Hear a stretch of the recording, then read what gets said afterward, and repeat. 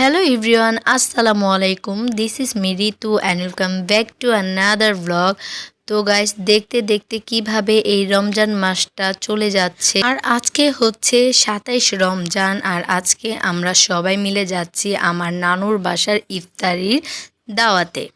আজকে শুধু আমার সাহেব যাচ্ছে না বিকজ সে খুবই ব্যস্ত, তার জন্য আমরা যাচ্ছি নানুর বাসায় ইফতারি দাওয়াত। অনেক দিন পর আজকে নানুর বাসায় যাচ্ছি, সবাই একসাথে ইফতার করব, আড্ডা দিব, সে সব কিছু নিয়ে থাকছে আজকের ব্লগ। আশা করব আজকের ব্লগটা আপনাদের কাছে খুব ভালো লাগবে। তো গাইস আপনারা দেখতেই পাচ্ছেন আমরা চলে এসেছি নানুর বাসায় আর বরাবরের মতো আজকেও আমার ছোট মামা আমাদের সবার জন্য শরবত বানাচ্ছে। আর মামা কিন্তু খুব ভালো শরবত বানাতে পারে, মামার শরবত খুবই টেস্টি হয়। তো আপনারা গেস করেন তো দেখি যে আজকে মামা ইফতারিতে আমাদের জন্য কি শরবত বানাচ্ছে, দেখি তো আপনারা বলতে পারেন কি না।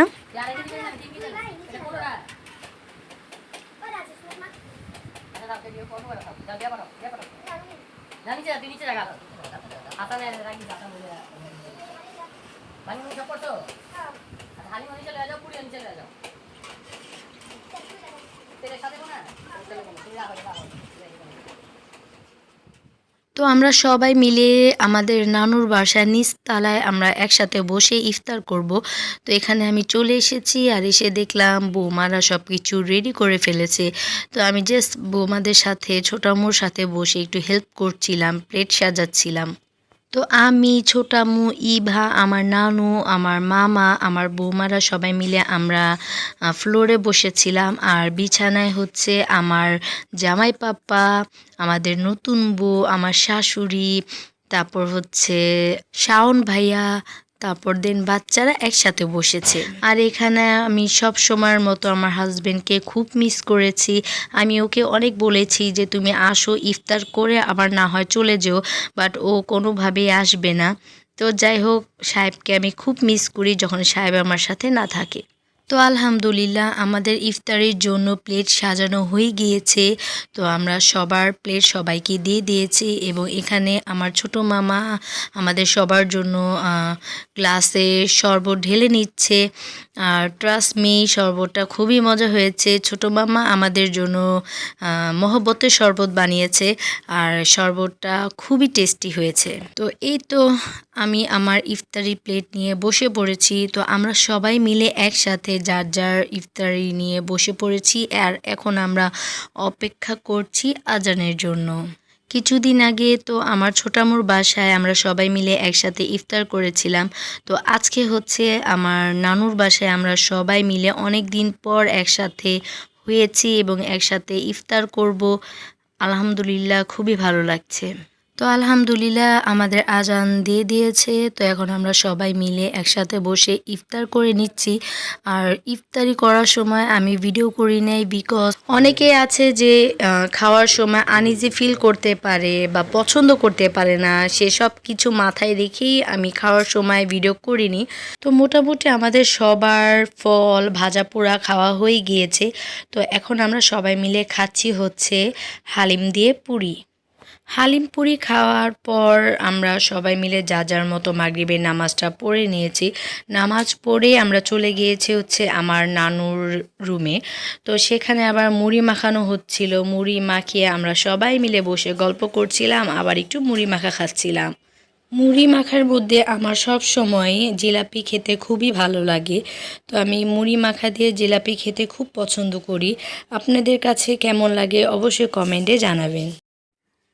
রোজা রেখে সারাদিন পর এক কাপ চা, আহ কি শান্তি! এই চাটা খেলে না সারাদিনের ক্লান্তিটাই দূর হয়ে যায়। তো এই তো আমরা সবাই মিলে নানুর রুমে বসে যার যার চা নিয়ে গল্প করছিলাম, আড্ডা দিচ্ছিলাম এবং চা খাচ্ছিলাম। এই সময়টা না খুবই ভালো লাগে। তো এই যে আমাদের বাড়ির দুইটা ছোট ছোট ছানা বাচ্চা একসাথে বসে মুড়ি খাচ্ছিল এবং সিদাতুল এখানে আলিজাকে খাওয়ায় দিচ্ছিল। তো দুইজনের কি মহব্বত চলছে, এখানে খাওয়া দাওয়া হচ্ছে দুইজনের খুব আরামভাবে। তো সেটাই একটু আমি আপনাদের সাথে শেয়ার করছি। মাশাল্লাহ মাশাল্লাহ। নানুর বাসায় আসবো আর ভরপুর খাওয়া দাওয়া হবে না সেটা কি হয়? নানুর বাসায় আসার পর থেকে একদম যাওয়া অবধি পর্যন্ত আমার বৌমারা আমার নানু আমাদেরকে খাওয়াইতে থাকে। তো শেষের দিকে আবার বৌমা এখানে দই বড়া এনেছিল। তো এই দই বড়াটা বানিয়েছে হচ্ছে আমার ডলি বৌমা। আর বৌমার হাতের দই বড়া খুবই মজা হয়। তো এখানে দই বড়া দিয়েছে, এখন আমরা সবাই মিলে আবার একটু গল্প করব আর দই বড়া খাবো। আর আমরা সবাই মিলে কিন্তু একবারে বসে এত খাবার খাইনি, আমরা একটু সময় লাগিয়ে বসে রিল্যাক্সভাবে একসাথে বসে গল্প করছিলাম আর খাওয়া দাওয়া করছিলাম। আর এই যে আমার তুতু পাখি একটা দই বড়া নিয়ে বসছে, বাট ও একদমই খেতে পারে না, ও জাস্ট হাত দিয়ে নাড়াচাড়া করছে তারপর দেন ফেলে দিয়েছে। আর এখানে আমিও দই বড়া নিয়ে নিয়েছি আর এখন আমি দই বড়া খাবো। একদম ফিনিশিংয়ে আমার ছোট ভাই মাহিন আমাদের সবাইকে আইসক্রিম খাওয়ায়। তো মাহিনকে অনেক অনেক ধন্যবাদ, আইসক্রিমটা খুব মজার ছিল ভাই। তো আড্ডা দিতে যেহেতু রাত 11:30 বেজে গিয়েছে, নানু আমাদের জন্য আর কি রাতের ডিনারের আয়োজন করেছিল। তো আমাদের সবার পেট এত ভরা যে আমরা কোনোভাবেই ডিনার করতে পারবো না। তখন নানু আমাদের সবাইকে যার ডিনার সাথে প্যাক করে দেয়। তো এই তো আমি আমাদের খাবার নিয়ে এখন বাসায় চলে যাব। এই নারিন্দা রুটটার মধ্যে সব সময় জ্যাম থাকে। আমার মনে হয় যতটুকু সময় আমরা রিক্সায় বসে থাকবো ততটুকু সময় আমি হেঁটে বাসায় চলে যেতে পারবো। এত বিরক্তিকর একটা জিনিস। তো গাইস, আলহামদুলিল্লাহ আজকে আমার নানুর বাসার ইফতারির দাওয়াত খুবই ভালো হয়েছে। আমরা সবাই মিলে অনেক দিন পর খুবই এনজয় করেছি, একসাথে বসে গল্প করেছি, আড্ডা দিয়েছি। তো সব কিছু মিলিয়ে আজকের দিনটা খুব ভালো ছিল। তো আজকের ব্লগটা এখানেই শেষ করে দিচ্ছি। আমার ব্লগ যদি আপনাদের ভালো লেগে থাকে তাহলে অবশ্যই আমার ইউটিউব চ্যানেল ফয়সাল ঋতু ব্লগ চ্যানেলটিকে সাবস্ক্রাইব করবেন এবং ভিডিও দেখার সাথে সাথে একটা লাইকও করে দিবেন।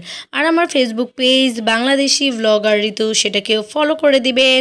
সো আজকের মতো এখানেই শেষ করে দিচ্ছি, নেক্সট ব্লগ দেখার অনুরোধ রইল।